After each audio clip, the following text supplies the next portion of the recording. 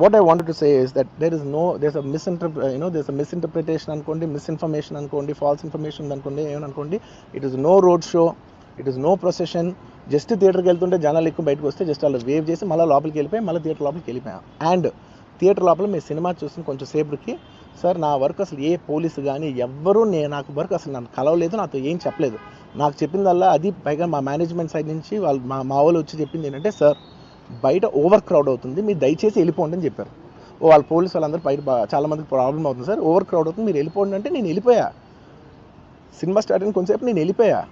నేను మా వైఫ్ అందరూ మేము బయటకు వచ్చాము అంతే. నాకు అసలు ఆ తర్వాత నెక్స్ట్ డే నాకు తెలిసింది ఒక లేడీ ఇలా ఉందంట, కళ్ళు తిరిగి పడిపోయిందంట, ఆ తర్వాత ఆవిడ పాపం చనిపోయిందంట, ఇలా ఒక కిడ్ ఉన్నాడు అంటే నేను షాక్లో గురయ్యా.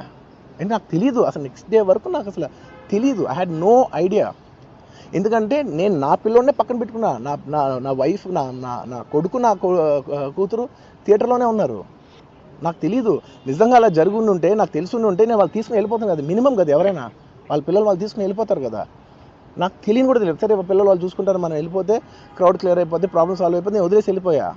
అలాంటిది నాకు తెలిసి కూడా నేను సినిమా చూస్తూ ఉన్నాను, ఇలాంటి ఫాల్స్ అలిగేషన్స్ వస్తే చాలా బాధ వేస్తుంది. పిల్లలు ఉన్నారు సార్, పిల్లలు వదిలేసి వెళ్ళిపోతాను నేను. నా పిల్లలు అంటే ఎంత ఇష్టం తెలుసు, ఎవరైనా ఉంటారు కదా, తీసుకుని వెళ్ళిపోతారు కదా. అలాంటి నాకు క్లూ కూడా లేదు. నేను ఇంటికి వెళ్ళిపోయిన తర్వాత నేను వెళ్ళిపోయిన నెక్స్ట్ డే నాకు మార్నింగ్ తెలిసింది చనిపోయారంటే షాక్ అయ్యాను నేను.